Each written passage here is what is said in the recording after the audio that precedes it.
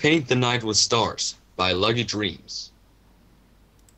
All it took was one mistake, and everything was ruined. Sweetie Belle ran through the darkening city, her body too small for the hurricane of motion raging in her chest.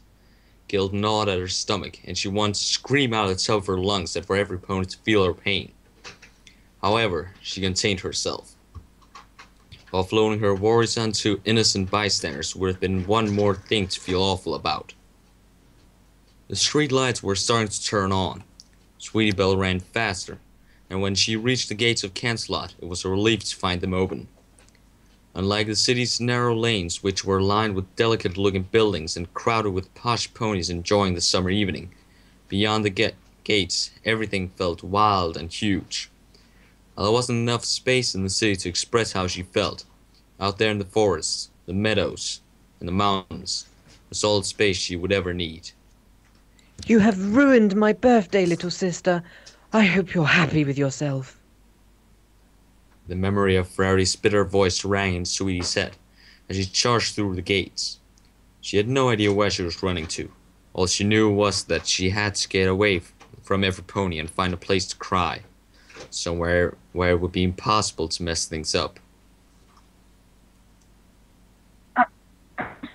Sorry, I didn't mean...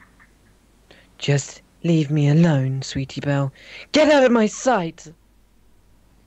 Sweetie dashed up a dirt trail into some woods.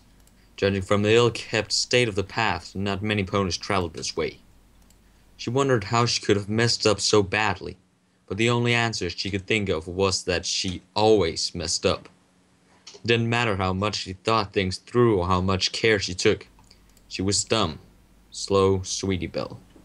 She had butter hooves, and she could never do anything right. Her legs began to tire. Her breathing started to deepen. When at last the path ended at the top of the cliff, her exhaustion got the better of her, and she collapsed next to a tree, her forehead sweating and her hooves feeling as though they were bathed in fire. It felt remarkably peaceful up here, a far cry from the hustle and bustle of the city below. A bird was singing. The air was cool, and as the evening gave way to night, the moon cast its pale, overworldly glow over Equestria. Sweetie despised how calm it felt. If she had had it her way, then the weather team would have whipped up a storm the likes of which Camelot had never experienced. There would have been lightning licking the ground hungrily. There would have been torrential rain and booming thunder to shake houses to the foundations.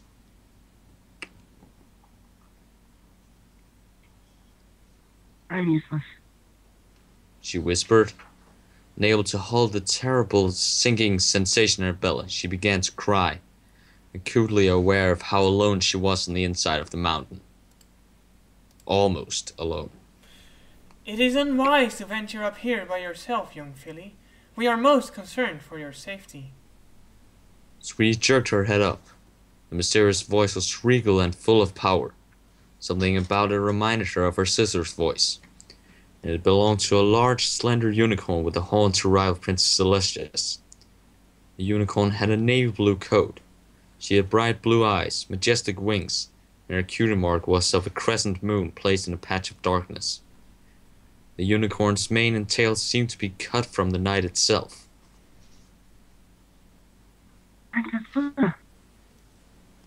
Ignoring the pain in her legs, Sweetie forced herself to stand. We? I mean I. Sighed the princess. I am most concerned for your safety. What are you doing in a lonely place and in the dead of day? Sweetie Belle patted the grass nervously. How long had Luna been standing there? Surely a prince of Equestria had better things to do than waste time talking to a worthless little filly. I'm running away. Sweetie whispered, trembling. It wasn't Luna's height that put Sweetie on edge, intimidating though it was.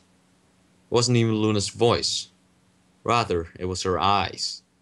Those startling bright blue eyes pierced that right through her to a place that the young filly, until that moment, hadn't even realized existed.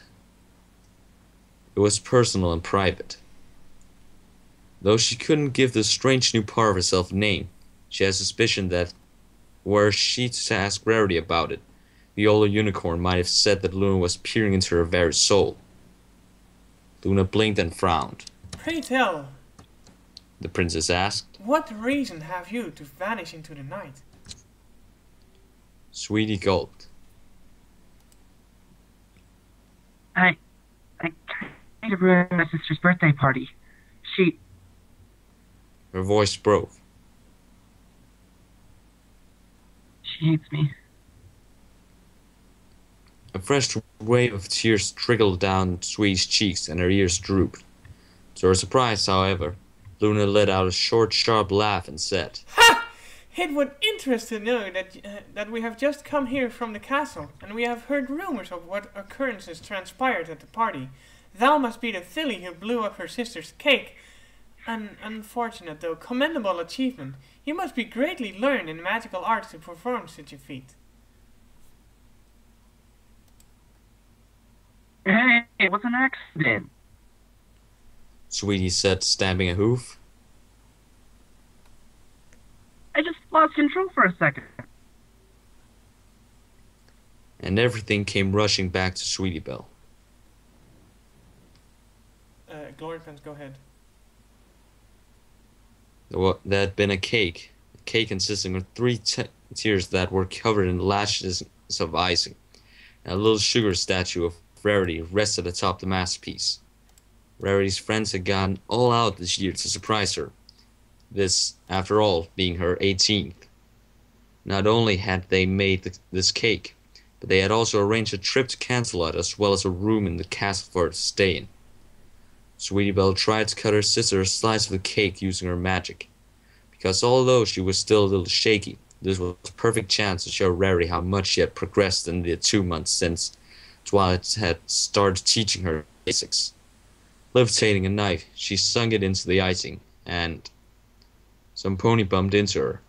She gasped loudly, and without thinking poured all of her shock into her magic. The resulting surge of energy made the cake blow up spectacularly, splattered over the walls and guests. So Sweetie Belle was struck by the sugar statue of Rarity. Meanwhile, the real Rarity stood before her, stunned into silence as she stared horror-struck at her new dress. Birthday present to herself, which had taken 2 weeks of hard work. Was a testament to how powerful the explosion had been that evening, that even Sweetie Belle, who knew little about clothing, could tell that these weren't stains that could easily be removed. And then Rarity's eyes started to water. Then she said to get out of her sight. Whispered Sweetie Belle, bowing her head as she finished telling her story. She sat on her hindquarters and shivered at how poor Luna must have thought of her. But Luna, for her part, didn't react the way Sweetie had expected her to. Instead, the princess sat down on the grass and smiled warmly. What is thy name, filly? Sweetie Belle. And why do you continue to cry, Sweetie Belle? Sweetie wiped the tears from her face, giving the princess a confused look. Had Luna heard her all right? Didn't she understand how furious and upset Rarity was? A new fear wrapped its shadow tendrils around the filly, for enough time had passed that the party guests would have realized she was missing. Sweetie could see that in her head. When her room was found to be empty, they would search the castle to make sure she wasn't hiding. Then, once all the obvious places had been searched, that's when the real panic would start. I'm crying because I'm an awful pony, alright? Said Sweetie, more harshly than she meant to. I'm not good for anything. Every pony is good for something, Sweetie Belle. You have every right to be upset, but we would rather we didn't see thee cry. It makes us feel uncomfortable. Sweetie Belle was too lost in her tears to notice the unease on Luna's face as she said these words. My sister only gets 1/18. Sweetie replied. It doesn't matter if I was trying to help or not. It's the same difference. I still ruined it. Thy sister will forgive you. No, she won't. She won't. She won't. She will. said Luna. Because thy love is pure. Thy sister will forgive you your mistakes. You don't know my sister. Sweetie said, her voice rising. Oh, it was so easy for Luna to sit there and tell her that this wasn't important. Rarity would hold a grudge. Sweetie was sure of it. But Luna's response to this caught her entirely off guard. You forget who you talk to, said the princess, a touch of menace sneaking into her voice. Sweetie blinked, trying to figure out what Luna meant by this. Then it struck her, and her irritation was drowned by both guilt and understanding. She cowered, the night air suddenly feeling a whole lot chillier than before, while the weight of 1,000 years rested on each word that Luna spoke. This was a unicorn who had twice tried to shroud the land in eternal darkness, an act which would have killed every pony in existence, destroyed all the hope and happiness in the world. The prince had been driven by jealousy, bitterness, hatred. It was a despicable, horrendous thought, and it was hard to believe that the same unicorn now sat before her, trying to comfort her. What had changed? What had brought Luna back from the darkness, and what prevented her from slipping back out of the light? Celestia had forgiven her.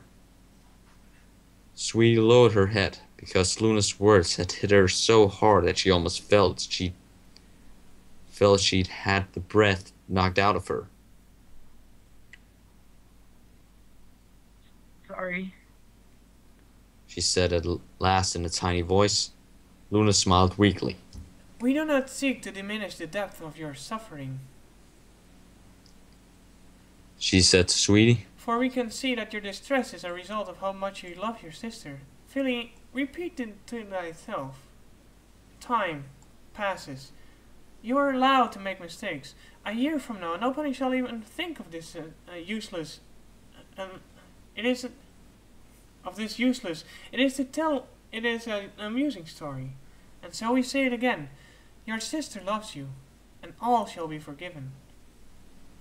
Sweetie's smile started off small, like a ray of sunshine poking through cloud cover, uncertain that it was allowed to be there. She mulled Luna's words in her head, and cast her mind back to the day when she had shrunk Rarity's favorite jumper, wrecked her work studio, and wasted all her jewels to make a collage. For as dreadful as she had felt afterwards, the feelings hadn't lasted, and as she and Rarity had striven to make things up, their relationship had become stronger than ever. Bad times didn't last, like the night giving way to daytime. They always passed. Sweetie stood up tall, and after taking a deep breath, finally had a good, long look at their surroundings. The sky had become inky black and was littered with stars. Almost directly below them, down the cliff, Cancelot shined like a beacon, the glow of 1,000 lights illuminating the mountainside. Down there, thousands of ponies lived their lives, all with troubles of their own, some tiny, some severe, and past Cancelot was Ponyville. And then further than that were the great cities of Manhattan and Trunningham. And now Sweetie's head had become stuffed with nameless, faceless ponies in the same way that the sky had been filled with stars. Wrapped up in her own little world with its own particular worries, it was easy to forget that, for as bad as she felt, her mistake was one among thousands which happened all over Equestria, every single day of every week of every year. I don't care if she hates me, Sweetie said, certain toughness entering her voice. I'm gonna make things up. I'm gonna do it right. How do you intend to do so? I don't know. I'll think of something. As she was still marveling at Cancelot, Sweetie didn't notice a strange smile on Luna's face. When they'd first met, the filly had been so lost in despair that she'd barely been able to stand up properly, instead preferring to lie next to a tree in a pool of her own self-pity. Now, cautious optimism graced her face. Spoken like a true knight of the old realm, Luna said with a grin. Sweetie looked at her, confused. A knight? But I'm a filly!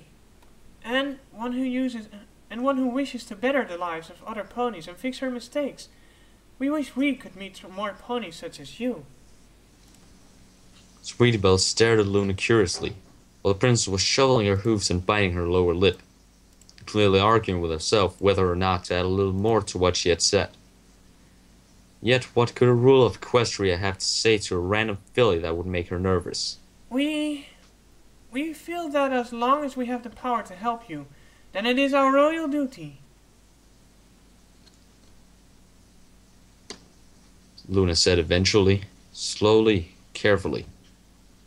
Sweetie Belle could see a whole crowd of emotion on the prince's face, all locked in a complicated dance. Luna rubbed her forehead, apparently still unsure that whatever she was about to say was a wise idea. Yet she was smiling as well. To make things up with your sister, would thou desire to wield control over the power of the night? It was the last thing Sweetie Belle had been expecting.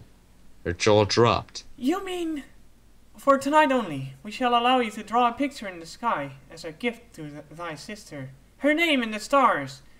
We usually reserve this as a birthday gift to our own sister, Celestia. Luna winked. We promise you, any ill she harbors towards you shall vanish. This has never failed to impress. Sweetie Belle was in such a daze that she had to sit down again. She remembered the jewels she had used to make her collage of Rarity. When compared with the chance to use real-life stars, they were nothing at all. And the difference was like comparing cheap glitter from the Ponyville Art and Craft Centers to freshly cut diamonds ready to be transformed into jewelry. She must have been hearing this wrong, or she was misunderstanding something. Why would Luna waste her powers like this? There were so many other unicorns she could give this gift to, all of whom were older, wiser, and therefore much more important. Why her?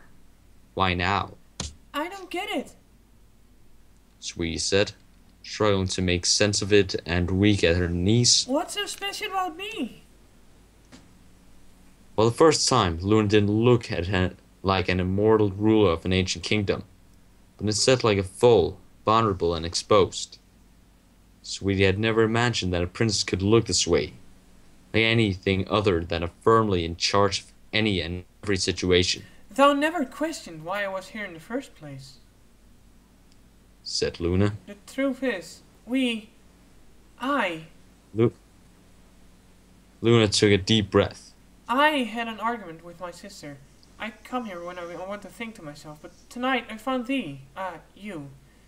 You might not believe it, but tonight you've helped me as much as I've helped you, Sweetie Belle. I think you deserve to be rewarded for your help. Sweetie knew better than to ask why the princess was suddenly making such an effort to change the way she talked. Could her argument have had anything to do with her outdated speech patterns? Either way, the effect it had was immediate. It made her seem more vulnerable than ever, but in a good way, as though she was knocking down any barriers that remained between them. And suddenly dawned on Sweetie Belle how bizarre it was that she managed to make friends with a princess. However, when she thought about it even more, it wasn't so weird. Being a princess didn't mean that Luna never worried about anything. Luna had a sister.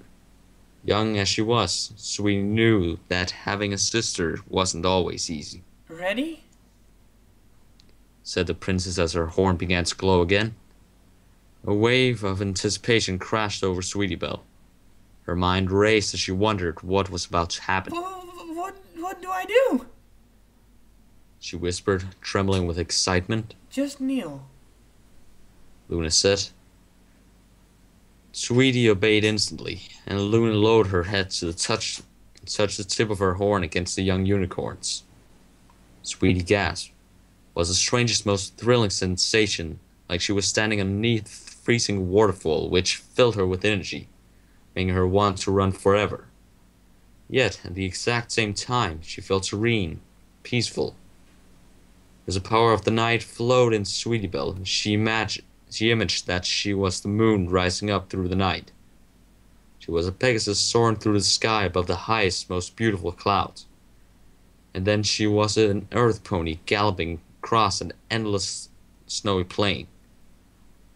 For the second time that night, her body felt too small for all the feelings gathered in her chest.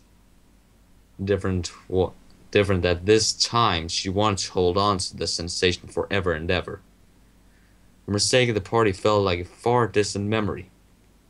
She closed her eyes and thought of lonely winter glades with northern lights blazing in the sky above.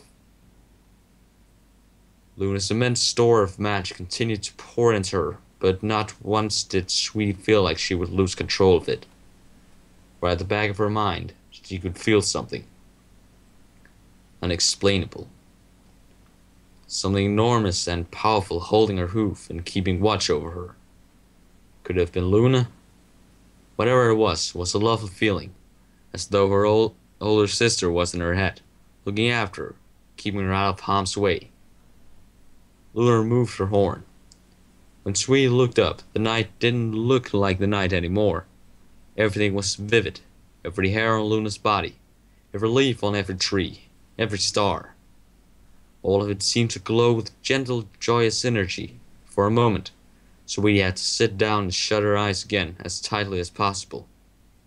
For as brilliant and awake as she felt, more awake than she's ever been in her entire life, all this magic was also making her giddy and nauseous. Focus, Sweetie Belle. Think about where you want to place a star and hold your hooves out towards that point. With difficulty, Sweetie nodded and opened her eyes, concentrating as hard as she could. She pointed out a hoof like Luna had said to, and just like that a new star twinkled into existence. She pointed out her hoof again, and another one appeared, then another, and another. She laughed joyfully, almost crying with happiness as she painted her picture for Rarity. This still won't fix Rarity's dress. A tiny voice in Sweetie's mind reminded her. You still messed up. Every pony's still mad at you, and Rarity will never get her 18th birthday back. The voice was cool and collected, the voice of all the dark thoughts she had had that night. Whatever it was what made her run far away from the party, of the mountainside to the top of this cliff. The feeling was what had made her snap at the princess, made her doubt herself on every conceivable level. And the voice spoke the truth. Rarity would only turn 18 once, and so there's odds to have a perfect night for her. Rarity deserved the best. Rarity deserved a sister who didn't ruin things.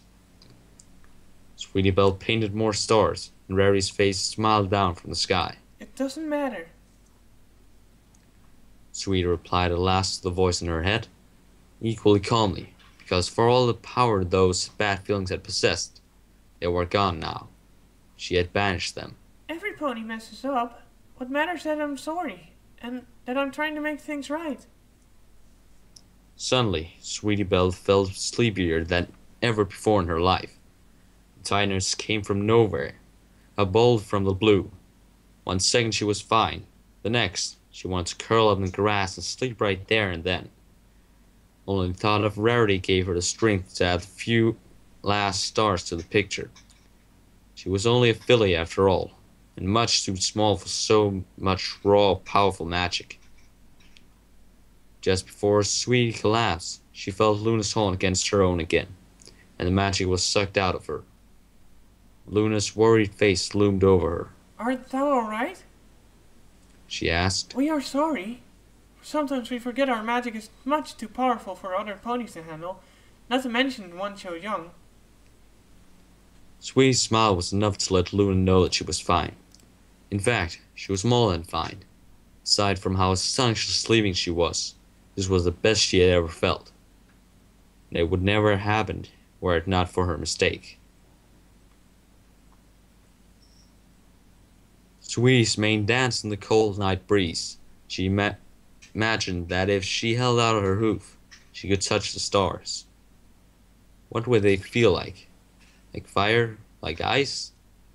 Up here, clinging to Luna's back as the winged unicorn soared above Canterlot, Phil's vision was uninterrupted by mountains or buildings or forests. And there were more stars than she could count. It was tricky to believe that there was anything else in the world other than these magical sparks of light. But Sweetie sighed happily. For thanks to Celestia, there was more to the world than stars and magic. There was Ponyville. There was her friends and family, and all the ponies she cared for, and she loved them all. And there was Rarity. The ruined dress was placed on Rarity's bed, but the fashionista paid it no notice. She frantically paced on the lush carpet, wondering whether to join the others as they searched through the streets of Cancelot. The thought that Sweetie Belle might return on her own prevented her from doing so. But then again, what if her poor scared little sweetie was lost in the city? What kind of older sister would she be if she wasn't out there looking for her? For the first time in a long, long time, Rarity's eyes watered, and she cried. Oh, Sweetie Belle. She whispered to herself. Come back. I'm ever so sorry. Please come back. Just at that moment, some pony knocked on her door softly, like the pony was already apologizing for being a disturbance. A knock like that could only have belonged to Fluttershy. After wiping her eyes and regaining her composure, Rarity opened the door for her. Except it wasn't Fluttershy. It wasn't even any of the others. It was Sweetie Belle. I'm sorry. Sweetie started. Rarity didn't give her a chance to finish. Feeling gagged as her older sister drew her into such a tight embrace that it was a marvel that it didn't last forever. Now that Sweetie Belle would have minded that. Closing her eyes, she rested her face against Rarity's coat, beaming and sighing happily. Rarity had forgiven her. That was all that mattered. Rarity loved her. Rarity loved her. Don't you ever, I repeat, ever scare me like that again. Said Rarity after a while, breaking off the hug. Sweetie looked at the floor sheepishly. Sis, I'm really sorry about your dress. Rarity waved her quiet. Say no more. I know all too well what it is like when you first start to learn magic. I've got something to show you. Sweetie said, Rarity's words granting her permission to give her into her tiredness. She only had to stay awake for a few moments more, just enough time to see the wonder on her older sister's face as she saw her present shimmering in the sky. Sweetie led her sister out onto the balcony. In the night shined the outline of two unicorns, one an adult, one a foal, and below the foal twinkled the message, "For Rarity, love Sweetie Belle." For the second time that night, Rarity was stunned, and her jaw hung open and her eyes were wide. She was flabbergasted. Sweetie, how in Equestria did you... But she stopped talking, because when she managed to tear her gaze away from the stars, Sweetie Belle was yawning heavily. Her eyelids were drooping, her legs were wobbling. She looked just about ready to pass out from tiredness. I think it's time for bed now. Wouldn't you agree? Rarity asked. Sweetie Belle nodded happily. Rarity shut the door behind her. Above them, the stars blazed with life. The end.